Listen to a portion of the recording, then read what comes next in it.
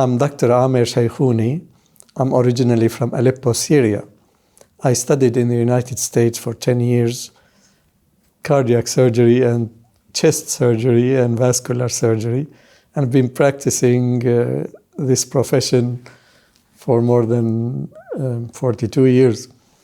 But I'm also interested, of course, being a native Arabic speaker, I was interested in translation for the past 10 years or more. I published already about 15 books, both ways.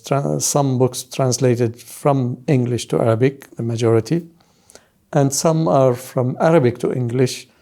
Especially, I'm proud about translating a book by the Arab Syrian philosopher Abdul Rahman al-Kawakibi and his important work in political science, translated as The Nature of Tyranny.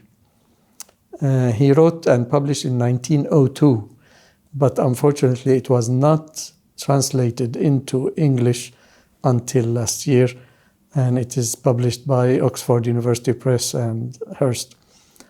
I hope this will be, it's now academic, but it's important for non-Arabs to learn about this scholar. He is to us as important as Ibn Khaldun in sociology and history.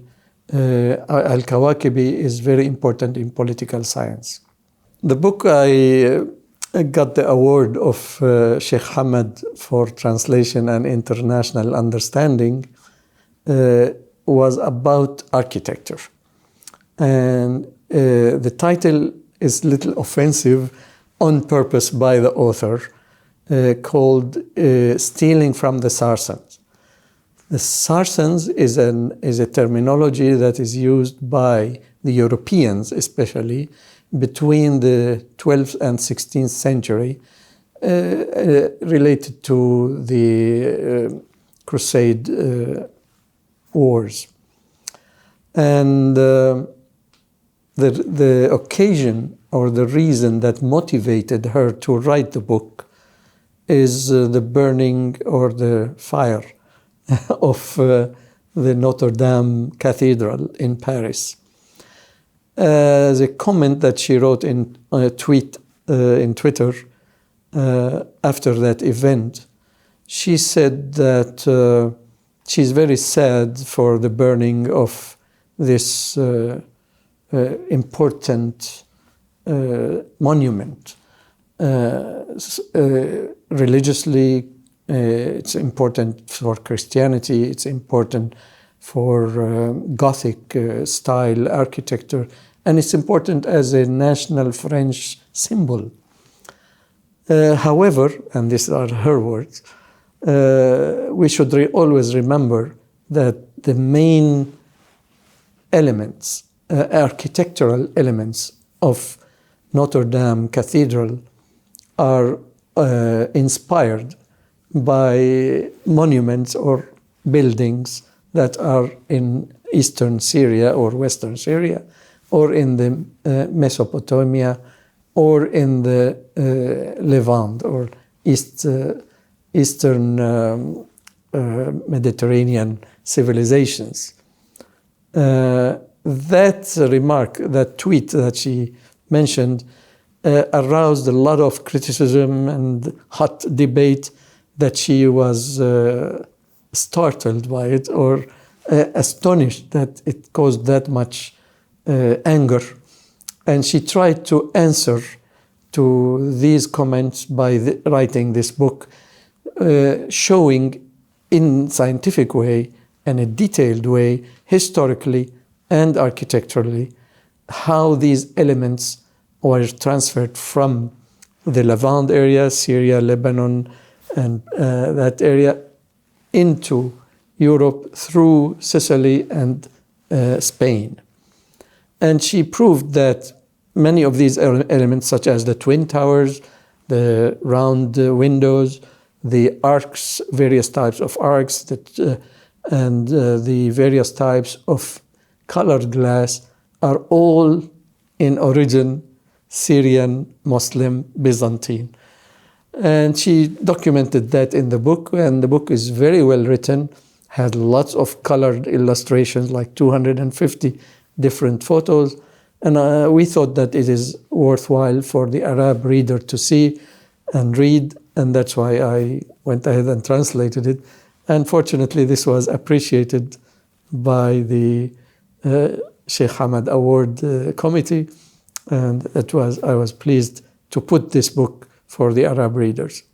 The book I would really like to translate in the near future is written in the late 60s and early 70s by an Egyptian philosopher who wrote a series of 7 books under the title of The Theory of Arab Revolution. The theoretical part or philosophical part of it is, I think, is very important. It's a very important addition to the international philosophy. He discusses in this book a different approach to what he called as the human dialect, as in contrast with the material dialect of Marxism or the theoretical dialects of Hegel. So he introduces that idea that the only creature in this world that is really dialectic or dialectical is human beings. Not the matter is not dialectical, and thoughts or ideas of Hegel is also not dialectical. What is actually inspired Hegel did not talk too much about the theoretical dialects of the thesis and antithesis and synthesis. These were actually not Hegel's original idea. They were inspired. He was inspired by it into his theory of history and the dialectical ideas, the dialect of ideas. While Marx, as you know, he said that Hegel put the dialect on his head and Marx put it back on its feet by discussing that it's matter that is really dialectical, not thought or ideas. And Dr. Osmat Saif al-Dawla, who is the philosopher I'm talking about, the Egyptian, he wrote about the human dialect, and he defended this idea by claiming that human being is the only creature in this earth who is really dialectical. Not matter is not dialectical, and thought or ideas are not dialectical. So I thought this may be a very important addition to philosophy to see or to introduce as a part of international dialogue an Arabic idea, Arabic philosophy into the international arena by translating it into English, and I hope I'll be able to do it. Winning the Sheikh Hamad Award is actually not an honor to myself, but I felt happy because it honors translation, the concept of translation, and it recognizes the importance of this human activity in international dialogues or international understanding. If we do not have translation, we cannot understand others, and we cannot, or human civilization cannot develop or evolve or build upon others' experience and add to it. Always, civilization starts with translation. Like what Al-Ma'mun did in Bayt al-Hikmah, and the translation that is done by the European to start the Renaissance in the 12th and 14th century.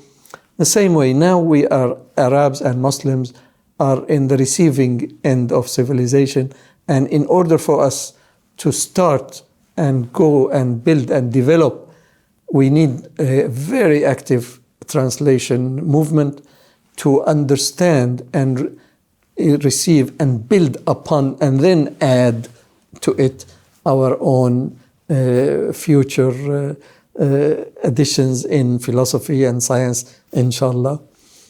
My advice to young translators is basically to read and read and read and read, assimilate in both languages before indulging into an attempt to translate. Because first we have to understand and then express ourselves. And reading is very, very important foundation to start from and build upon. Reading, reading, reading.